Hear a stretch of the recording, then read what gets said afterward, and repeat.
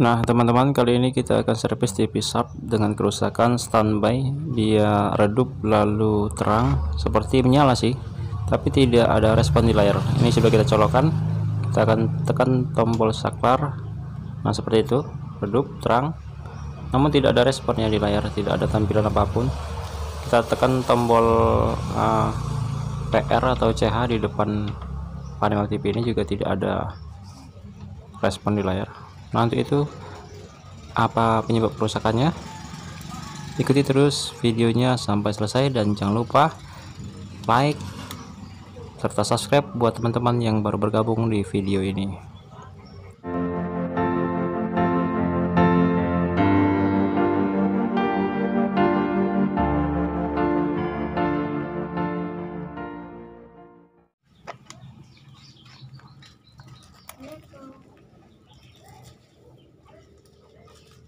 Nah, jadi terlebih dahulu kita akan ukur tegangan sekundernya, yaitu tegangan B+ dan juga tegangan 11 atau 12 voltnya.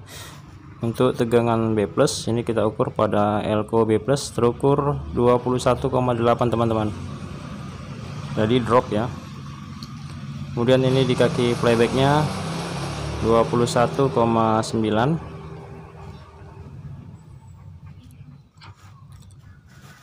Kemudian di tegangan 11 atau 12 voltnya ini terukur 1,3 teman-teman, juga drop ya. Jadi tegangannya drop semua di sekunder. Oh ya, tegangan B+ nya itu kalau normal TV sub sekitar 125 volt teman-teman. Jadi kalau ada yang bertanya, ingat ya, tegangannya 125 volt. Buat TV sub yang menggunakan transistor A1668 sebagai switch on off ketika standby seperti ini, maka ketika kerusakannya standby kita perlu cek ya transistor ini, karena jika dia gagal memutuskan kaki kolektor dan emitter ketika TV-nya sudah on, maka biasa akan rusak. Nah ini dia transistornya. Jenisnya PNP teman-teman, atau kaki basisnya itu positif. Kita akan ukur pada rangkaian dahulu ya, apakah dia kelihatan short atau enggak.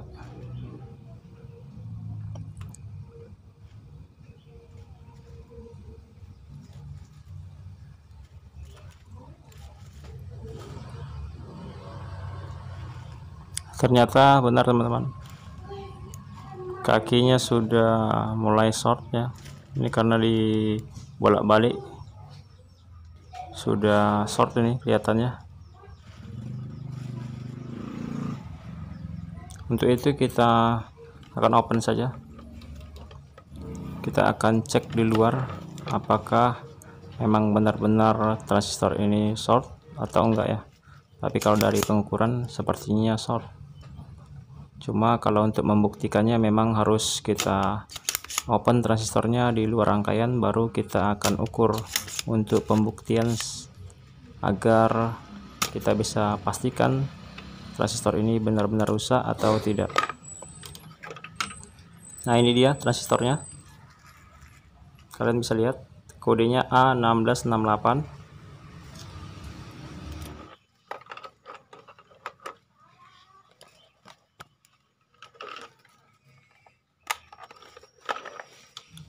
Sekarang kita akan ukur.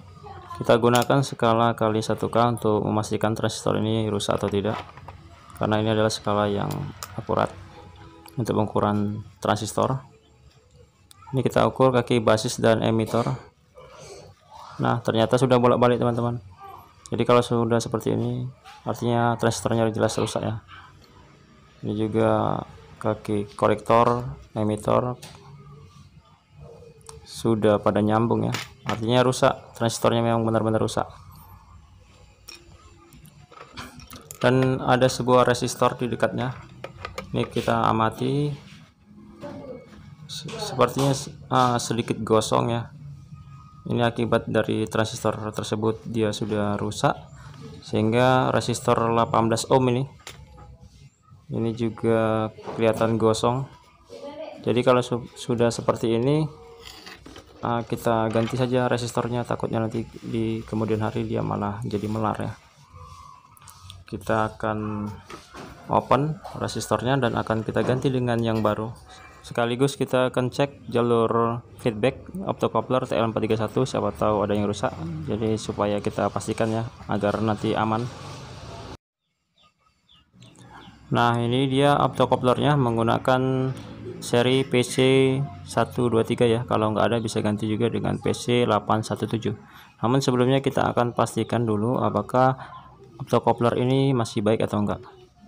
Untuk pengukuran optocoupler kita gunakan skala 10K teman-teman ya, untuk memastikan secara akuratnya. Itu yang bisa saya lakukan. Ini pin 1 dan 2. Oke, dia naik. Kalau dibolak-balik nggak boleh naik bolak-balik ya, hanya satu kali naik saja. Itu biasanya pengukurannya. Untuk penjelasan lebih lanjut bisa cek di video saya yang lain tentang pengukuran optocoupler ya teman-teman.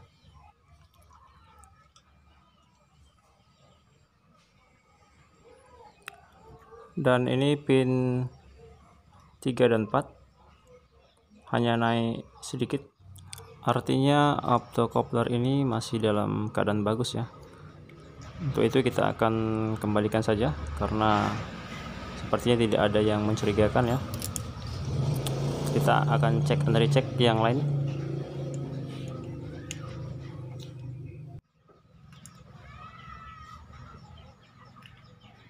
Ini resistornya yang kelihatan gosong, perhatikan ya.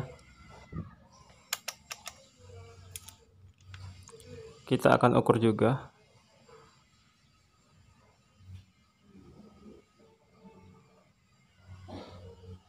Oh sorry, ternyata kameranya masih blur ya. Ini kita ukur kembali.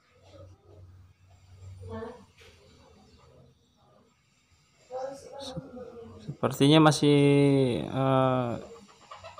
bisa teman-teman, tapi karena sudah gosong sepertinya harus kita ganti saja lah, karena takutnya nanti semakin hari semakin melar ya, karena sudah gosong ya. Kita ambil ini resistor yang masih baru, warnanya coklat abu-abu hitam emas. Kita akan pasangkan saja resistornya. Kemudian setelah itu kita akan juga gantikan transistor A1668 nya nanti ya. Nah, ini dia transistor A1668 sebagai penggantinya. Dia akan naik ketika diukur antara basis kolektor basis emitor ya. Untuk 6 kali pengukuran hanya naik 2 kali naik jarum tester teman-teman. Skala yang digunakan adalah kali 1K untuk memastikan dia masih bagus atau enggak. Nah, ini dia yang masih oke. Ini kita cabutan saja karena di toko juga sulit untuk mendapatkannya. Kebetulan kita ada cabutan. Nah, kita akan solder. Oh ya teman-teman, sebenarnya transistor Q755 atau A1668 dan transistor Q1000 atau BF422 itu kalau di open sebenarnya TV-nya juga bisa menyala, karena sebenarnya fungsi transistor itu adalah untuk sebagai switch on off agar ketika standby TV-nya tegangan B+ itu bisa rendah atau tegangan sekundernya itu bisa rendah maksudnya. Jadi ketika kedua transistor tersebut di open, ketika TV-nya standby, tegangan sekunder tidak akan turun ya. Untuk kawetannya sih saya kurang tahu pasti. Oleh karena itu kita ikuti saja prosedurnya agar kedepannya TV-nya bisa lebih aman ya. Ini kita coba nyalakan TV-nya. Nah, sepertinya playback-nya sudah nyembur ya. Kita amati heater, sudah menyala teman-teman. Artinya TV sudah menyala ini. Kelihatan nggak teman-teman ya? Mohon maaf kalau nggak kelihatan ya. Ini kita akan ukur tegangan B+ nya apakah turun. Nah, sekarang sudah tidak turun teman-teman. Sekarang sudah 125 volt di kaki playback. Ini di kaki tegangan 11 atau 12 volt ini terukur 10,5, normal lah.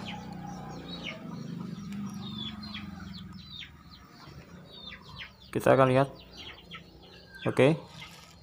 Lihat ya. TV-nya sudah berhasil menyala. Nah, hanya seperti itu kerusakannya teman-teman, sepele ya. Di open juga bisa sebenarnya, tapi itu tadi tidak bisa menjamin untuk keawetannya. Untuk itu ya kita lakukan adalah mengganti transistornya supaya lebih aman. Jadi sekian dan terima kasih. Sampai di sini tutorial kita kali ini. Semoga saja bisa bermanfaat buat teman-teman semuanya.